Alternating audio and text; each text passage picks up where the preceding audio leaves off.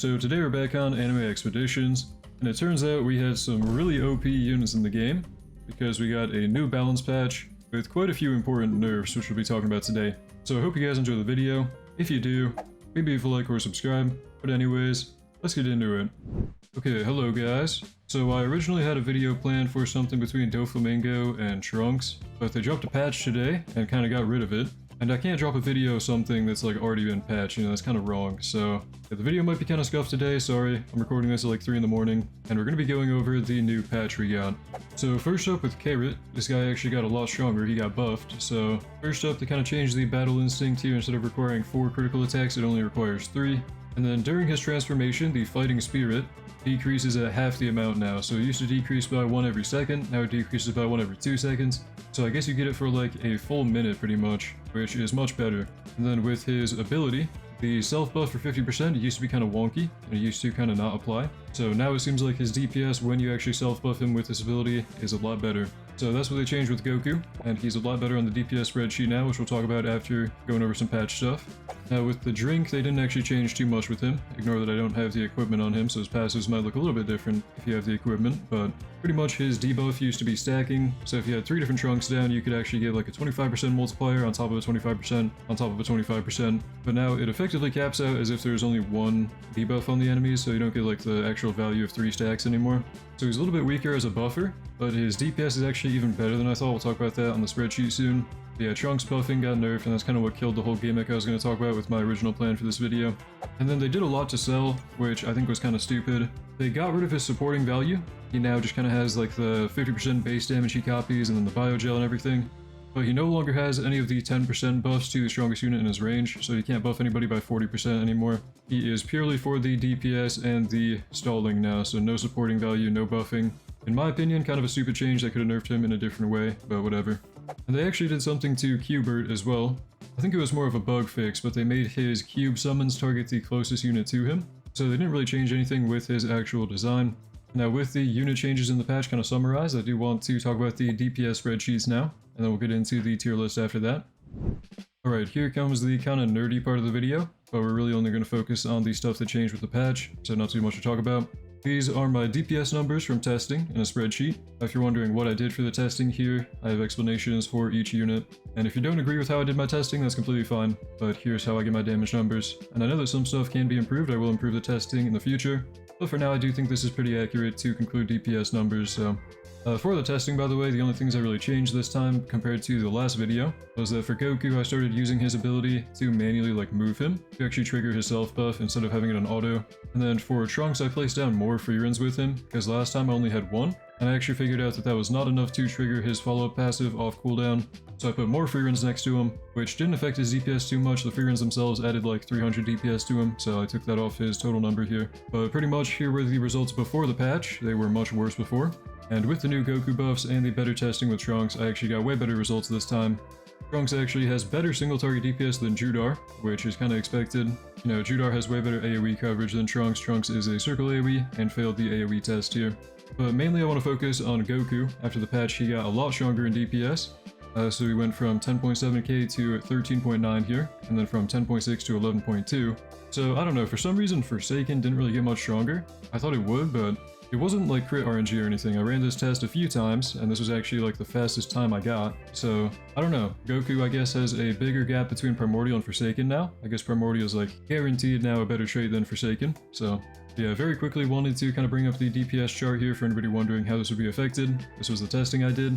Do keep in mind that everything should be taken with a grain of salt. Okay, at the end of the day, it is a tower defense game, it's my opinion. And also, I'm a human, I'm not a robot. These tests have some human error. And I do want to kind of clear up some confusion from my last video. I said that Itachi's ranking on this DPS chart is kind of weird, because in my opinion he is the biggest culprit of what I call fake damage. Which I had a whole section on fake damage in that video, and what I meant by fake damage, but I think some people in the comments kind of took that the wrong way and thought that I was saying Itachi doesn't do real damage. I pretty much was just saying that Itachi's damage is very volatile, and a lot of people see him with clumped damage and think he is the best in the game, even if the DPS numbers they saw weren't exactly the most accurate. That's all I meant by that. And I do care about AoE DPS in my testing. Okay, I have an entire test dedicated to AoE. Okay, sorry for the side tangent there. I know it's not too relevant for the video, but I wanted to kind of bring up those comments because I didn't mean to make anybody mad. Now we're going to change the tier list for the new patch, and I am very sorry for changing the tier list so much this update, but obviously this time, not really on me, okay? I don't have future vision. I didn't know they were dropping a patch, but I am still sorry. And I also did see you guys' comments about liking the old unit icons more. I will eventually revert them, but not yet, sorry. But for changes to the tier list, okay, I think the biggest one is the cell got nerfed pretty hard. I think, in my opinion, it actually kicks him out of meta overall. And I know that's kind of crazy, because he's going from like 100 to 0, but I've thought about it more, and okay, pretty much what they did, remove all of his buffing, right? He's no longer a damage buffer, so that part of him is gone. And his DPS has never really been that crazy. His stall is also, I think I kind of overrated it, because I do think Megami stun and rewind and go through rewind is probably better than stun and slow. I mean, overall, it used to be that he also had buffing on top of everything that he still does, and it's kind of like, you know, he was very efficient to fill a lot of roles in one slot, but now they completely removed his buffing, so like, I personally just don't think you should run this guy for the most part. So I'm kicking him out of meta overall because he got kicked out of buffing, which I know might make a lot of people mad, you might disagree. I would personally say that Hubert is going to move up into meta overall instead, because he's still a buffer, he's actually a better one than I thought. I think he might be better than these guys because he is a 30% damage buff, 18% range buff to I think 6 units in his range. And his DPS isn't crazy, but I do think his buffing overall just makes up for it compared to Cell, and I think he's just kind of better to bring. Because if you want Stall, you don't want to bring Cell, you just bring like Inumaki, Megami, or Gother, and if you want DPS, you don't bring Cell either, because like you just have other better options, so. And then with his buffing going, it's like, what does he really even have going for him? I don't know, I wouldn't use Cell personally. I know that might be kind of upsetting to hear, I know a lot of you might disagree, but yeah, I don't know, Cell got nerfed pretty hard, and I personally just don't think you should use him. And then Gohan's going back into buffer, because we do have room. Might as well just count his dot reapplication as a little bit of buffing, because it is worth noting that this guy does reapply dot effects on the enemies, so even if you don't really count that as buffing, I'm going to count it as just kind of the bottom of the buffing tier, because he can reapply dots, and right now that's not very good, but it might be good in the future. And then in the DPS category, because of the Goku buffs, we're going to move him up to above Go Through here. He's actually a little bit better.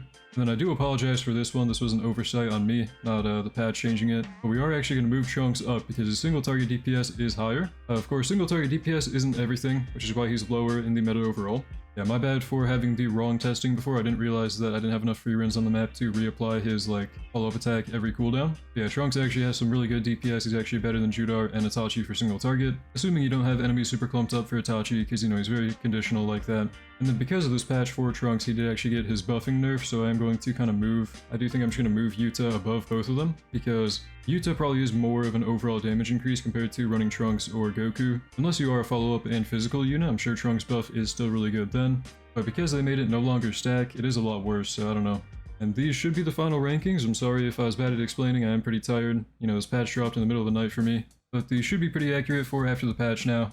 I am, once again, very sorry for how often we've had to update the tier list this update. And I did see a comment that I should drop tier lists later, and kind of give myself more time. And I saw a comment replying to that I don't care, and I really should only care about views, apparently. And I want to kind of give my perspective on that, okay?